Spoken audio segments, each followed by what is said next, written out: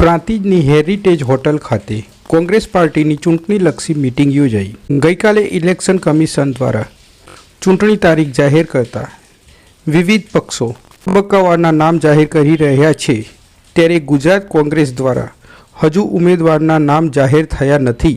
તેમ છતાં ચૂંટણીલક્ષી મીટિંગો જુદા જુદા સેન્ટરો પર યોજી કાર્યકરોના મનોબળમાં વધારો કરવામાં આવી રહ્યો છે।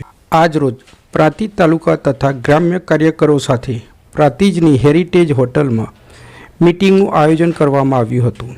તેમાં કોંગ્રેસ જિલ્લા પ્રભારી, જિલ્લા પ્રમુખ, સાબર ડેરીના ડિરેક્ટર, તાલુકાના હોદ્દેદારો તેમજ કાર્યકરો ઉપસ્થિત રહ્યા હતા।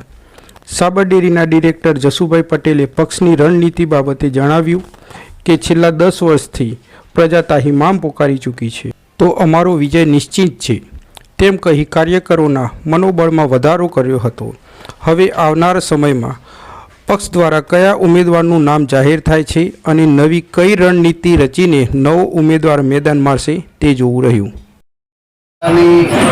જે લોકસભાની બેઠક જીતવા માટે માત્ર અને માત્ર જે ખરેખર આજ દિન સુધી આ સ્વચ્છ વહીવટની વાતો કરવાવાળા આપણા આદરણીય વડીલ શ્રી મોદી સાહેબે જે વિશ્વાસ આપ્યો હતો એ બધા જ વચનો પોકળ નીકળ્યા છે। એટલે હવે કોઈ રણનીતિ બનાવવાની જરૂર નથી, બધાને ખબર પડી ગઈ છે કે અહીંયા શું ચાલે છે, કેવી રીતે ભ્રષ્ટાચાર થાય।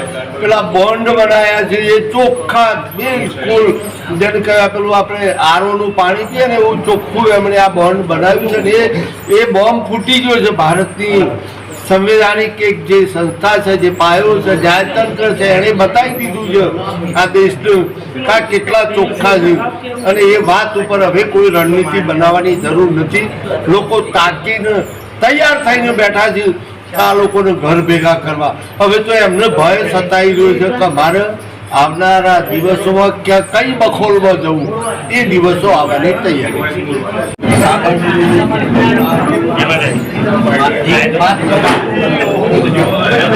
ભારતીય જનતા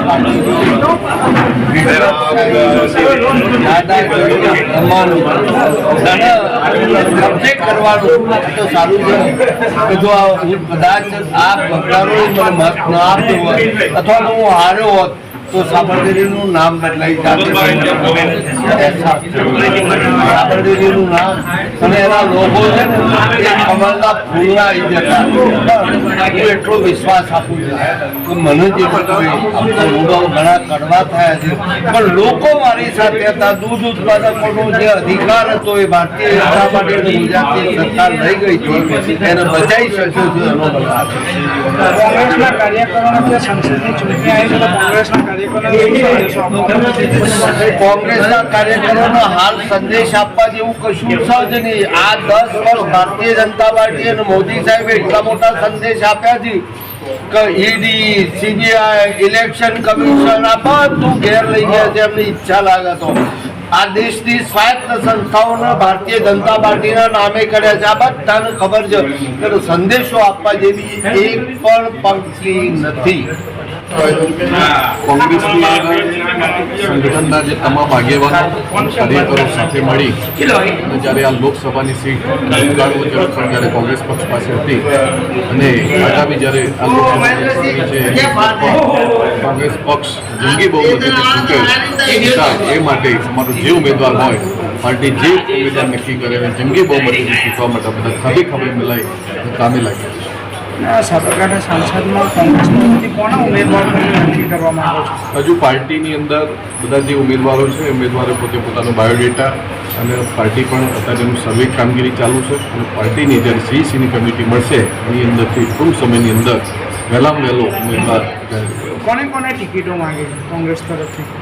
કોંગ્રેસના ઉમેદવારો તો ઘણા બધા છે, એ બધા નામો પણ આપણે જાણીએ છીએ। એટલે પાર્ટી પોતાની રીતે સર્વે કરી અને જે ઉમેદવાર જીતી શકે અને બધાને સાથે લઈ અને જે કોઈ ઉમેદવારો છે બધા સાથે મળીને